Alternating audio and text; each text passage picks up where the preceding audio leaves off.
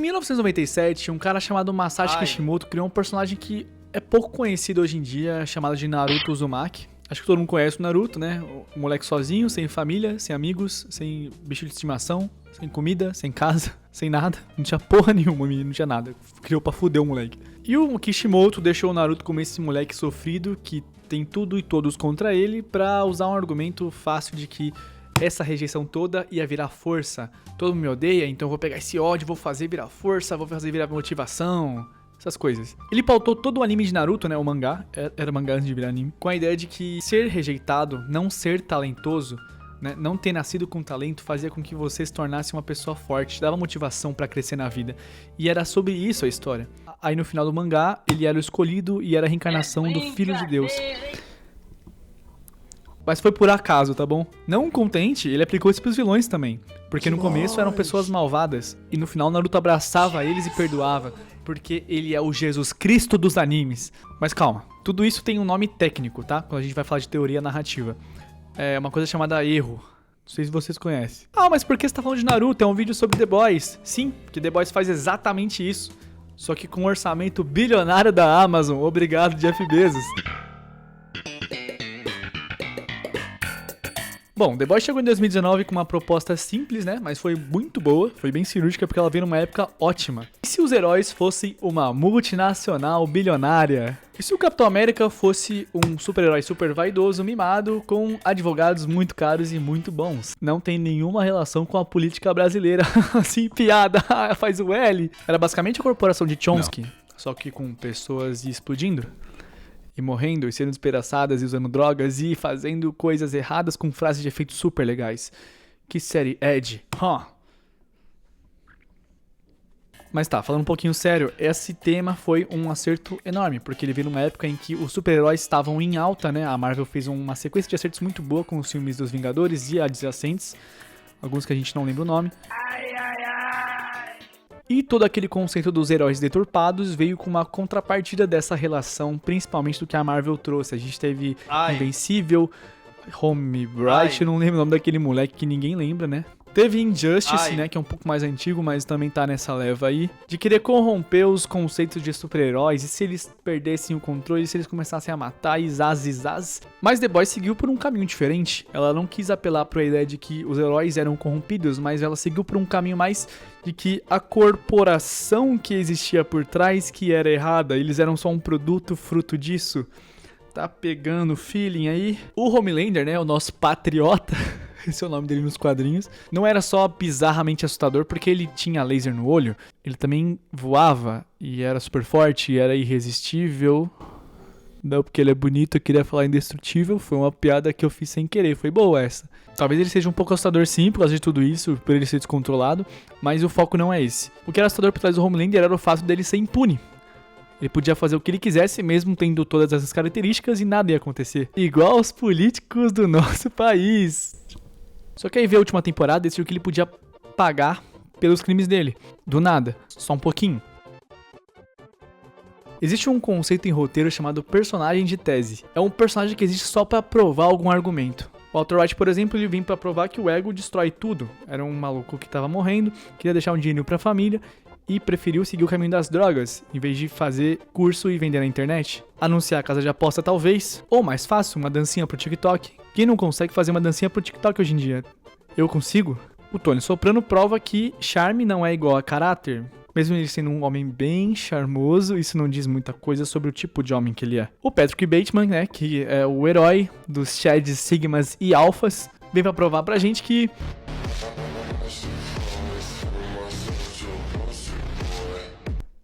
E prova umas coisas aí, né? Bom, vocês entenderam. O Homelander era o personagem de tese de The Boys. Ele existia pra provar que poder sem accountability não produzia vilão de quadrinho, produzia só um executivo. E essa ideia funcionou por 3 temporadas. As primeiras 3 temporadas eram muito boas, eu gostei bastante. Tinha um errinho ou outro ali, mas, pô, legal.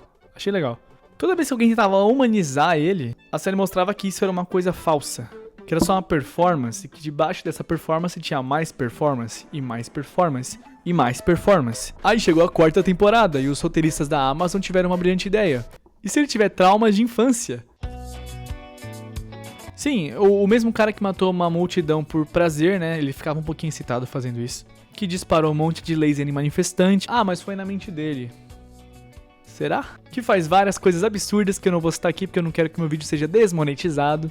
Mas enfim, agora ele tem traumas de infância. Isso é o que o Game of Thrones fez com a Cersei, por exemplo. É minha série favorita, eu fico muito chateado de vir falar mal dela aqui, mas eu vou ter que usar exemplo porque eu conheço aquela série de ponta a ponta. A Cersei, né, que sempre foi uma vagabunda, todo mundo sabe disso. Do nada, né, na última temporada, um pouco antes, na verdade, lá pra 6ª temporada, resolveu ter traumas de infância. São sempre os traumas de infância. Pra tentar justificar de alguma maneira, gerar um tipo de empatia, dar alguma justificativa boa pra ela ser aquela moça que ela é. E é óbvio, a audiência ficou puta porque teve que aceitar isso goela abaixo. Passaram a série inteira odiando a pessoa que ela era por ser aquela pessoa má. E agora você tem que aceitar que isso tem um motivo. Ah, mas todo mundo tem um motivo pra ser mal, ninguém é mal por acaso. A Cersei era má por acaso. Ela era. O problema é que The Boys viu Game of Thrones fazendo isso e resolveu fazer igual. E não era uma boa ideia, quem diria, hein? Gen-V é o caso mais cruel dessa história, e cruel no sentido literal. Quando o Gen-V veio, como um spin-off universitário que ele é, que claramente é um sinal de quando uma franquia tá desesperada e precisa apelar pro famoso spin-off universitário. A gente nunca viu isso em nenhum outro lugar, isso nunca aconteceu, é a primeira vez. Ó, a Amazon tá fazendo certinho, viu? Só inspiração boa. Igual quando fizeram aquele filme dos Minions, com o Minion amarelo, que ninguém pediu. Mas Gen-V não era isso, Gen-V entendia tudo que The Boys colocava como prioridade e agarrava aquilo, queria fazer certo a proposta que a série tinha no começo. Existem consequências em querer lutar contra um sistema corrompido, porque o sistema é tomado por poderosos, em todos os sentidos. Em Gen-V, as mortes tinham peso, as pessoas morriam de verdade. Cada decisão que os personagens tomavam na série tinha um peso real. Toda hora ficava aquele clima no ar de que alguma merda podia acontecer e ninguém sabia quando, mas ia acontecer uma hora. E é isso que faz você querer assistir um episódio atrás do outro, né? 2 horas da manhã, sabendo que tem que trabalhar no outro dia pra ganhar R$ 1.820 com desconto no INSS, FGTS, vale refeição, vale alimentação, vale transporte. Bom, Gen-V tava seguindo uma premissa boa, vamos ficar nessa lógica. E o que você faz quando uma série tá indo bem, tem uma premissa boa?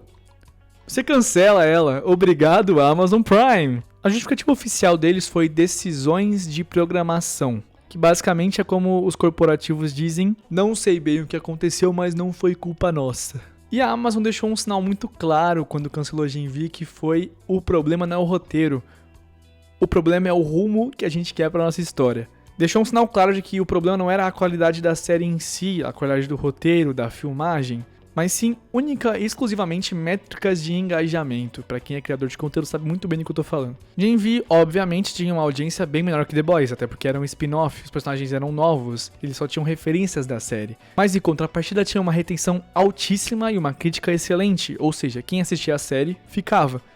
Mas ninguém queria ver a série. Então basicamente não importou. A Amazon precisava de visualizações, não de público fiel. Isso explica exatamente o rumo que os personagens tomaram em The Boys, principalmente o Homelander, e por que a série teve esse final. Quando uma plataforma decide tomar decisões baseadas pura, única e exclusivamente em métricas de curto prazo, os roteiristas sabem disso. Então eles precisam escrever basicamente por métricas de curto prazo, para agradar os engravatados e conseguir receber o salário.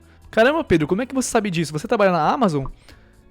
Não, mas eu uso a AWS. E o que tudo isso produz, né? Essa necessidade de fazer métricas altíssimas de visualização muito rápido, vilões com arcos emocionais péssimos pra gerar clipe no Twitter, musiquinha no TikTok.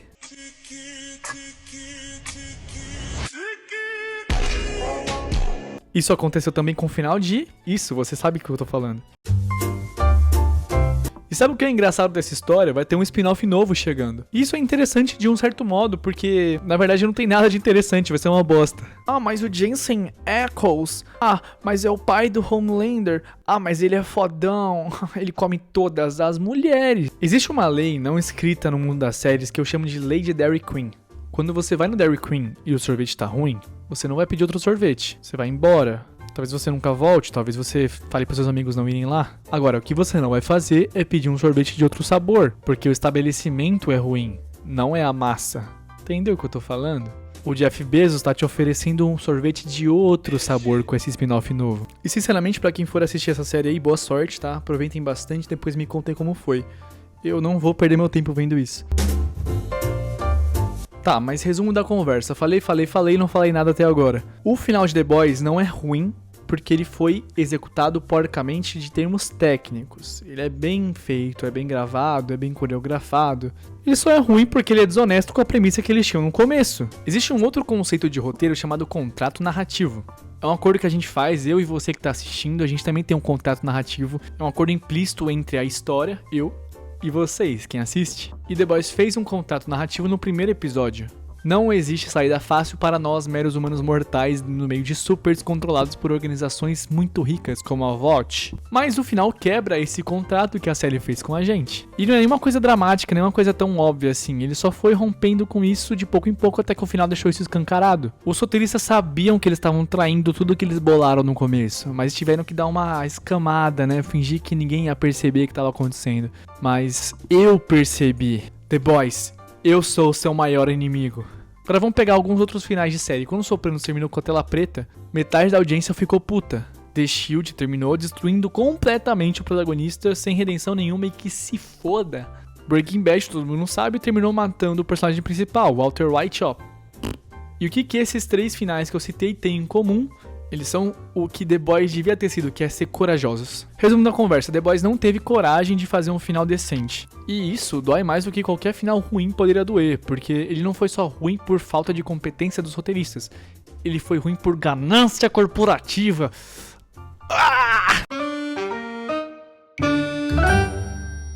O final ruim meia bomba, que nem o de Stranger Things, você esquece. Agora um final covarde que nem esse, você fica com raiva, porque... porra, podia ter sido bom, dava pra ter sido bom, tinha um material bom. Os quadrinhos são uma bosta, tá? Mas dava pra ter tido um final bom.